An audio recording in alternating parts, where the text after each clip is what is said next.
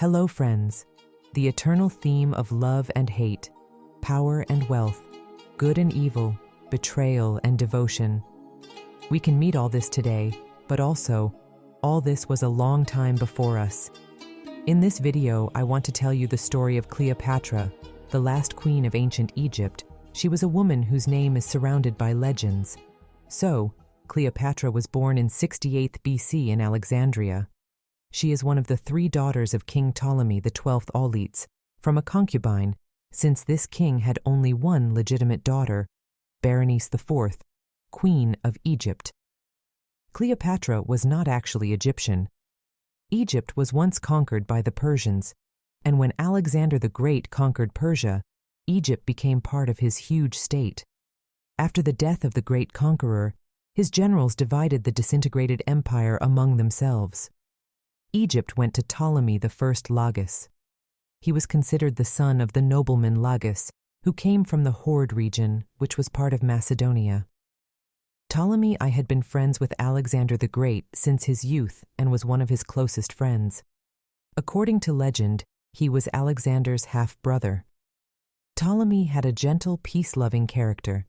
He distinguished himself in battles and campaigns in Bactria and India, thereby justifying the meaning of his name.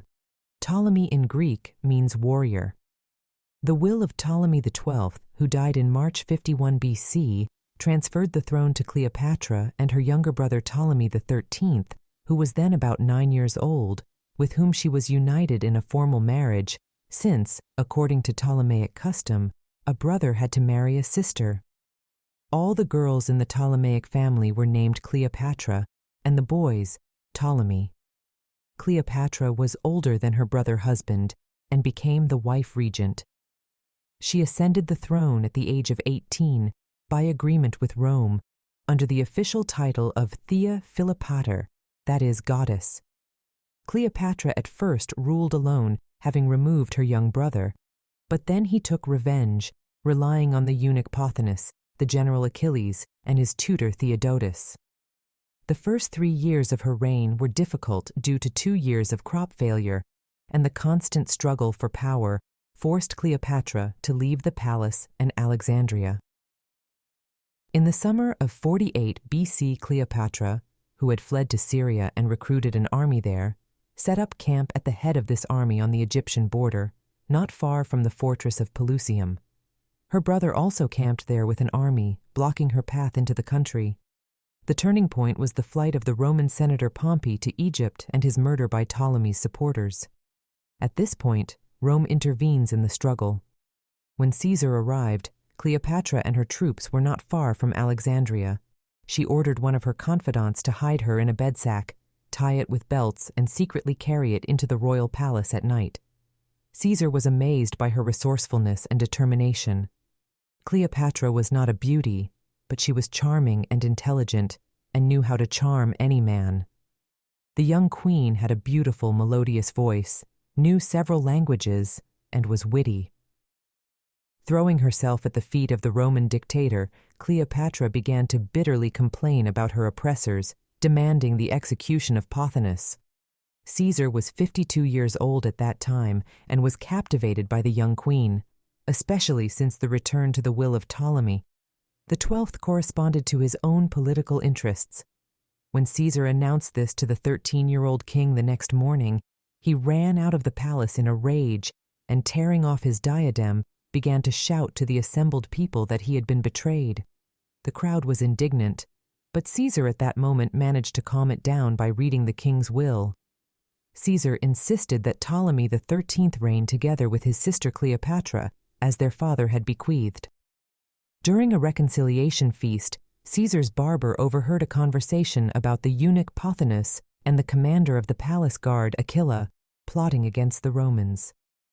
Caesar ordered his soldiers to surround the hall where the feast was taking place. Pothinus was killed, Aquila fled, and gathering an army, began a war with Caesar. Caesar made Cleopatra queen of Egypt. In order to observe custom, he appointed her young brother Ptolemy XIV as co-ruler. Instead of returning to Rome as quickly as possible to urgent matters, the not yet concluded struggle for power, Caesar lingered in Egypt for several months. He went with Cleopatra on a journey up the Nile. They sailed on a luxurious ship, accompanied by 400 boats, and examined the grandiose Egyptian temples. After Caesar's departure for Rome, Cleopatra gave birth to a son.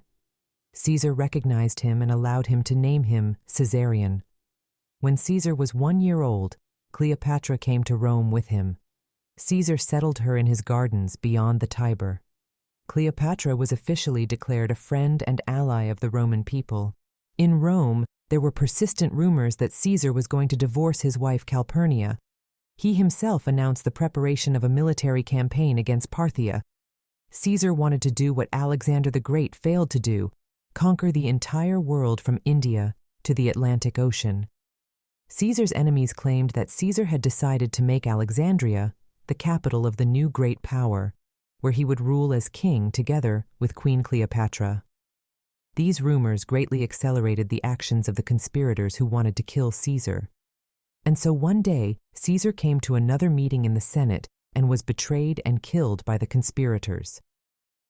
When Caesar was killed and his will was read, it became known that he had appointed his adopted grandson of his sister, Gaius Octavius, who later became Emperor Augustus Octavian, as his heir. Caesar did not even mention his own son from Cleopatra in his will. After Caesar's murder, she had to flee from Rome to Egypt. Returning to Alexandria, Cleopatra ordered the poisoning of her younger brother Ptolemy XIV, so that enemies could not take advantage of her absence to declare him the sole king and depose the queen. Having gotten rid of her younger brother, Cleopatra declared Caesar's son, Caesarion, her co-ruler and pharaoh of Egypt, giving him the names Philopator and Philometor. But Rome could not leave Egypt or its queen Cleopatra alone. Cleopatra was 28 years old when she met the 40-year-old Roman commander, Antony. It is known that Antony, as the head of the cavalry, participated in the restoration of Ptolemy XII, Cleopatra's father, to the throne in 55 BC. The meeting of Antony and Cleopatra took place in the city of Tarsus, located on the coast of the Asia Minor Peninsula, not far from where the Cydnus River flows into the sea. Cleopatra arrives on a ship with a gilded stern, purple sails, and silver-plated oars. She herself is seated in the attire of Aphrodite.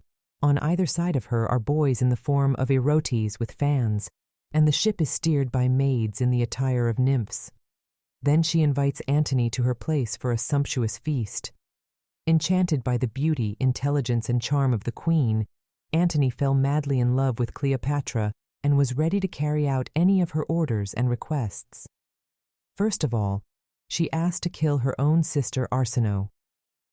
When Arsinoe tried to seize the Egyptian throne, her chariot followed Caesar's chariot during his triumph. As a first sign of courtesy to Cleopatra, Antony, at her request, ordered the immediate execution of her sister Arsinoe, who had sought refuge in the temple of Aphrodite in Ephesus. Thus began a 10-year romance, one of the most famous in history. Cleopatra gave birth to Antony's twins, a boy and a girl. In honor of the gods, they were named Alexander Helios and Cleopatra Selene. After this event, circumstances developed in such a way that Antony, for political reasons, married Octavia, the sister of Octavian, with whom he fought against Caesar's murderers. But Cleopatra decided at all costs to return Antony. Octavia persuaded her brother to help Antony with money and troops so that he could fulfill his dream, to conquer Parthia. But as soon as Antony left Rome, he went to Egypt to Cleopatra, who was waiting for him there. She and Antony organized luxurious feasts, mock philosophical debates, sports competitions and duels, festive processions during the Parthian War. Cleopatra hoped that together with Antony she would achieve what they had not managed to do with Caesar, to become the mistress of the world. Antony was fond of fishing. One day, having caught nothing, he was upset that Cleopatra had witnessed his failure. He ordered the divers to hook the next day.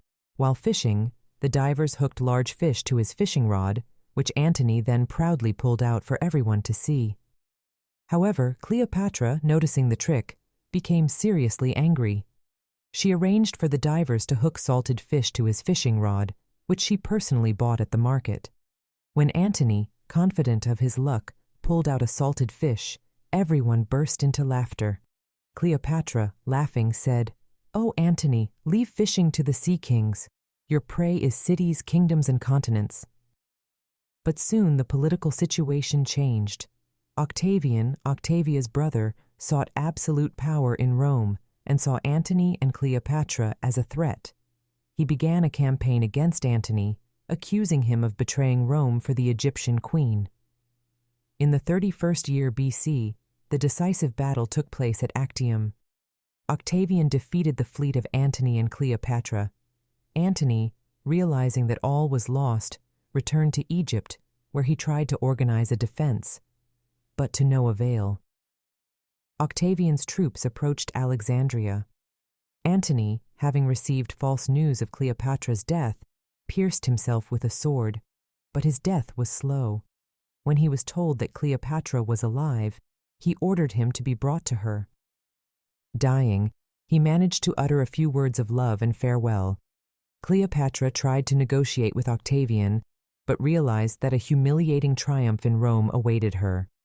Soon, a Roman officer, Cornelius Dolabella, who was in love with Cleopatra, informed her that in 3 days she would be sent to Rome for Octavian's triumph. Octavian received a letter from Cleopatra, in which he found complaints and a request to bury her with Antony, and immediately sent men. The messengers found Cleopatra dead, in royal attire, on a golden bed. It was claimed that 2 light bites were barely visible on Cleopatra's hand. The snake itself was not found in the room, as if it had immediately crawled out of the palace. Cleopatra's death put an end to independent Egypt. Caesarion, the son of Cleopatra and Caesar, was executed by order of Octavian, and Egypt became a Roman province. Thus ended the era of great pharaohs and queens, and a new era began, the era of the Roman Empire.